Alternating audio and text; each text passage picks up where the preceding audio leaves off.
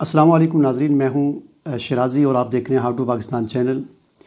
اور آج کی جو میری ویڈیو ہے، آج سے ایک ویڈیوز کا ایک نیا سلسلہ ہم شروع کر رہے ہیں، اور یہ طب اور صحت کے حوالے سے، ہیلتھ کے حوالے سے یہ سلسلہ ہے، اور اس میں انشاءاللہ بہت ساری ویڈیوز آئیں گی، چونکہ آپ حضرات کی بہت ڈیمانڈ تھی اور آپ بار بار فون نمبر بھی مانگ رہے تھے مختلف بیماریوں کے لیے مشاورت کرنے کے حوالے سے۔ تو میں نے سوچا کہ میرے استاد محترم ہیں حکیم محمد اقبال صاحب، ان کے ویڈیوز جو ہے وہ آپ کے سامنے ان کا سلسلہ ایک شروع کیا جائے مختلف بیماریوں کے حوالے سے۔ آج کی جو پہلی ویڈیو ہے یہ قانون مفرد اعضاء جو ہے اس کے تعارفی ایک ویڈیو ہے۔ یہ تھوڑی سی ہو سکتا ہے تھوڑی سی لمبی ہو جائے، 10-12 منٹ کی ہو جائے، لیکن اس کے بعد جو آئندہ جو ہماری ویڈیوز آئیں گی مختلف بیماریوں کے حوالے سے، کسی ایک بیماری کو لے کر، وہ انشاءاللہ مختصر ویڈیو ہوگی، 5-7 منٹ کی ایک ویڈیو ہوگی ایک بیماری کے حوالے سے، جس میں اس بیماری کا تعارف، بیماری کیا ہے، کیوں ہوتی ہے، اس کی علامات کیا ہیں، اس کی تشخیص کیا ہے اور علاج کیا ہے، یہ انشاءاللہ ایک ایک بیماری کے حوالے سے ہم گفتگو کریں گے۔ تو آپ جانتے ہیں کہ دنیا میں مختلف طریقہ علاج موجود ہیں، اور ان میں سے ایک ہے قانون مفرد اعضاء۔ تو چونکہ ہم قانون مفرد اعضاء جو ہے اس کی تناظر میں ہم گفتگو کریں گے، تو آپ کے سامنے اس کے ایک تعارف تھوڑا سا حکیم صاحب کے ذریعے سے ہم پیش کریں گے کہ قانون مفرد اعضاء کیا ہے۔ السلام علیکم۔ وعلیکم السلام۔ کیا حال ہے، خیریت سے ہیں؟ الحمدللہ۔ تو آپ ہمارے ناظرین کو ذرا یہ بتا دیں کہ قانون مفرد اعضاء یہ کیا ہے؟ دیکھیں، قانون جو ہے نا، یہ قانون مفرد اعضاء، یہ قانون فطرت بھی ہے، یعنی جس طرح اللہ پاک چاہتے ہیں اور فطرت کے قریب ترین یہ علاج کا طریقہ ہے۔ یہ علاج بالغذا بھی اس کو کہہ سکتے ہیں، یا مفرد کا معنی ہے فردن، یعنی جسم میں 3 بڑے اعضاء ہیں، دل، دماغ اور جگر۔ دل کا کام علیحدہ ہے، علیحدہ دل کا فنکشن ہے دل میں، اور جگر کا فنکشن علیحدہ ہے، اور اپنا دماغ کا فنکشن علیحدہ ہے، علیحدہ فردن جو جسم میں کام کرتے ہیں۔ دل ان کا سردار ہے، بڑا دل ہے۔ تو دل جسم میں، دل جو ہے یہ خشکی کے متحد ہے، تیزابیت کے تحت۔ آپ علیہ الصلوۃ والسلام نے فرمایا کہ اترج دل کو مضبوط کرتا ہے۔ اترج کا معنی ہے سنگترا، یعنی دوسرے لفظوں میں کہ ہر ترشی دل کو مضبوط کرتی ہے۔ دل کی غذا، دل کو اگر کوئی مضبوط بنانا چاہے، دل اگر کمزور ہو جائے تو بندہ بزدل ہو جاتا ہے۔ تو دل کی بہادری جو ہے یہ ترشی کے ساتھ جڑی ہوئی ہے۔ یہ بڑی غلط فہمی ہے کہ ترشی جو نقصان دہ ہے۔ اکثر آپ کہتے ہیں مرد کے لیے ترشی نقصان دہ نہیں، مرد کی مردانہ پن بھی ترشی کے ساتھ جڑا ہوا ہے، یہ بھی انشاءاللہ ہم ثابت کریں گے۔ تو یہ دل ہے۔ تو دوسرا کیا ہے اعضاء؟ جگر۔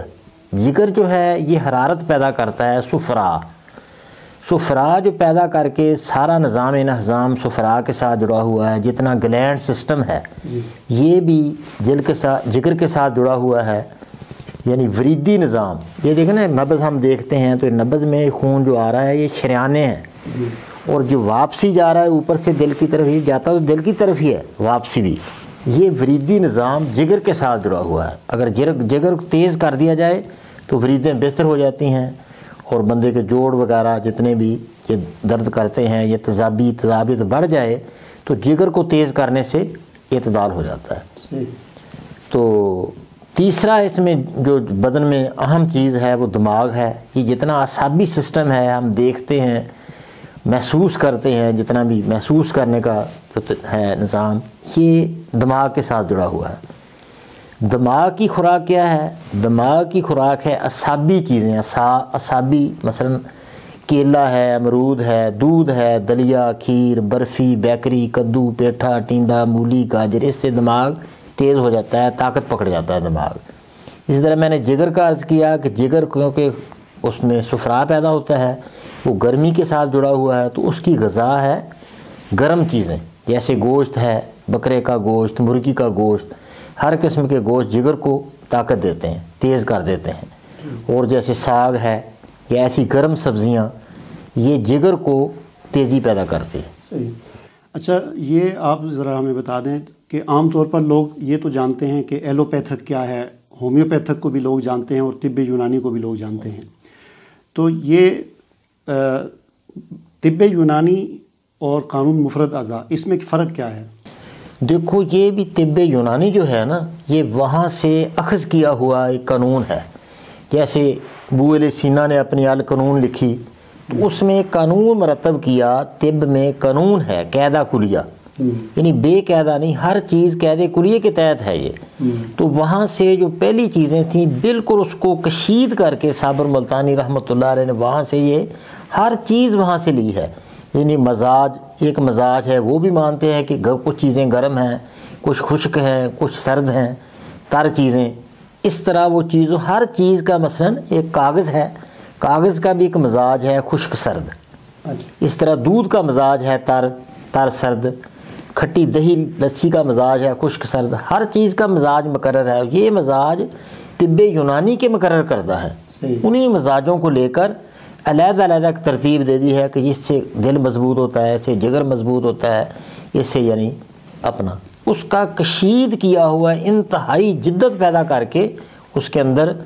تو وہ ایک یعنی تجدید کر دیا اس قانون کی. قانون بالکل یہ اپنا یونانی قانون ہے، جو یونانی طب تھی اس سے ہی اخذ کیا ہوا ایک بہترین قانون بنا کر اس کو شکل دے دی.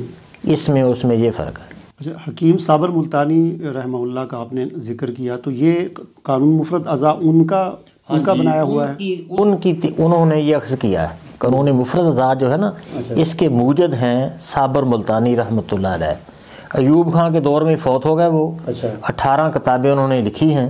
تو اس میں بہت اچھی طرح انہوں نے سمجھایا کہ ہر چیز کا علاج غذا بدلنے سے آسانی سے ہو جاتا ہے.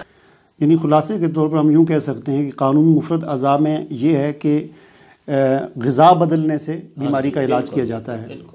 یعنی اگر کسی کا مزاج جو ہے وہ اس کی تحریک اگر دل میں پیدا ہو گئی ہے تو اس کی ہم غذا بدل دیں گے، اس کو ایسی غذا دیں گے کہ اس کی جگر میں تحریک پیدا ہو جائے تو وہ بیماری ختم ہو جائے گی. مثلا اب دیکھیں نا، دل کا شاہ صاحب نے ذکر کیا کہ دل میں 3 طرح بیماری ممکن ہے.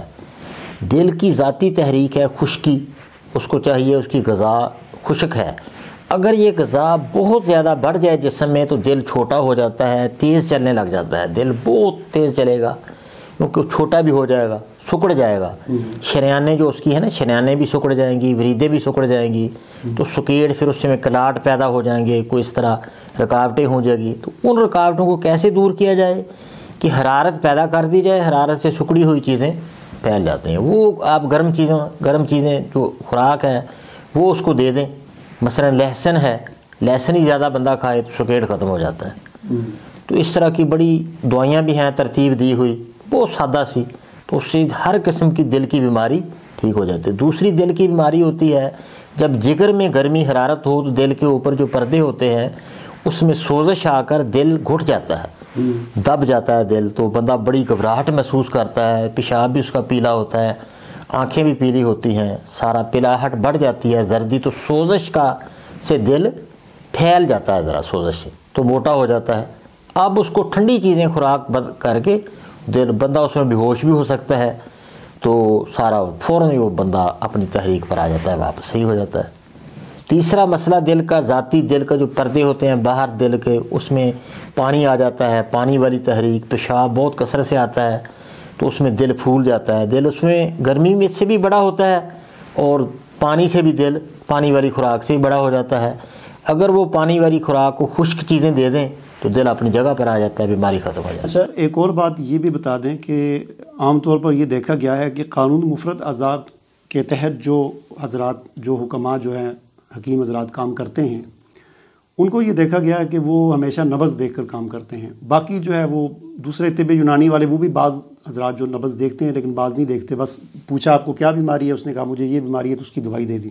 تو کیا نبض سے ہر چیز کا پتہ چل جاتا ہے؟ دیکھو، نبض جو تھی نا طب یونانی میں وہ 56 نبضیں تھیں. 56 نبضیں. تو صابر رحمۃ اللہ علیہ نے صرف کہا کہ 56 نبضیں بھی ہیں، ٹھیک ہے چلو ہوں گی، لیکن نبضیں 3 ہیں. ایک دل کی نبض ہے جو بالکل ایسے ہاتھ رکھنے سے اوپر ہی ہوتی ہے، جہاں اوپر ہی نبض وہ تیز تیز چلتی ہے، اوپر ہوتی ہے اور ذرا لمبی ہوتی ہے. یہ ایک دل کی نبض ہے. یعنی پتہ چل گیا کہ یہ تیزابیت کا مسئلہ ہے، جوڑوں میں پتھراؤ ہے، اکڑاؤ ہے، یہ اپنا پریشر یعنی اس کا بھی تھوڑا کم بھی ہو سکتا ہے، زیادہ بھی ہو سکتا ہے، یہ تو ذرا مسئلہ نہیں ہے. تو اوپر جو نبض ہے یہ نبض ہے اپنی خشک نبض، عضلاتی. या खुश्की वाली दिल की नब्ज़, थोड़ा सा दब के जो नब्ज़ आए वहाँ गर्मी हो जाएगी। ऊपर वाली नब्ज़ में पेशाब का रंग होगा सुर्खी मायल, थोड़ी नब्ज़ दब जाएगी तो अब नब्ज़ बन गई जिगर की, यानी गर्म नब्ज़ हो गई, तो इसमें ज़र्द पेशाब आएगा। अगर बिल्कुल नब्ज़ बैठ जाए नीचे हड्डी के साथ नीचे आए और थोड़ी हो भी छोटी, तो ये पानी वाली नब्ज़ है। यानी ये कानून मुफरदा ने इंतहाई आसान कर दी कि नब्ज़ हर बंदा देख कर खुद ही अंदाज़ा लगा सकता है इसको मसला क्या है। मसला इसको तेज़ाबी है, या मसला इसको गर्मी का है, या मसला इसको रतूबती है। तो बहुत आसान नब्ज़ इंतहाई देखना, बच्चा भी नब्ज़ देख के आपको बता सकता है। चलें इंशाअल्लाह ये आज की जो वीडियो है ये चीज़ें बड़ी तफसील के साथ आगे नाज़रीन मुख्तलिफ़ वीडियोज़ में आएंगी। इस वीडियो को हम यहीं पर ख़त्म करते हैं और इंशाअल्लाह स्क्रीन पर आपको हकीम साहब का नंबर भी आपको नज़र आएगा और उस पर आप कॉल करके आप मालूमात भी ले सकते हैं, मशवरा भी कर सकते हैं, मशावरत भी कर सकते हैं, और अगर कोई जो इलाज पूछना हो वो पूछ भी सकते हैं, कोई दवाई मंगानी हो वो भी मंगवा सकते हैं आप। लेकिन कॉल करते हुए इस बात का ख़ास तौर पर ख्याल रखें कि एक तो नमाज के वक्त कॉल ना करें, और दूसरा आपको किस वक्त कॉल की जा सकती है, टाइम आप बता दें। कॉल अपना सुबह 8:30 से 9:30 तक मैं बिल्कुल फ़ारग होता हूँ, वहाँ कॉल कर सकते हैं। नमाज असर के बाद अक्सर फ़ारग होते हैं, तो उससे नमाज असर के बाद भी कर सकते हैं। 8:30 से 9:30 तक आप कॉल कर लें सुबह, और दूसरा जो है असर के बाद। उसके अलावा जो है आप कोशिश करें कि कॉल ना करें, क्योंकि इस तरह फिर अब बहुत ज़्यादा कॉलें आएंगी तो फिर मसला बन जाता है। तो इंशाअल्लाह अगली वीडियोज़ में हम वीडियो का जो सिलसिला है, अगली वीडियो में हम एक और चीज़ आपके सामने लेकर आएंगे, और इंशाअल्लाह ये एक तरतीब के साथ इसको हम शुरू करेंगे, और बहुत सारी बीमारियों का जो है तारफ़ और इलाज हम आपके सामने पेश करेंगे। मुझे इजाज़त दीजिए, अल्लाह हाफ़िज़।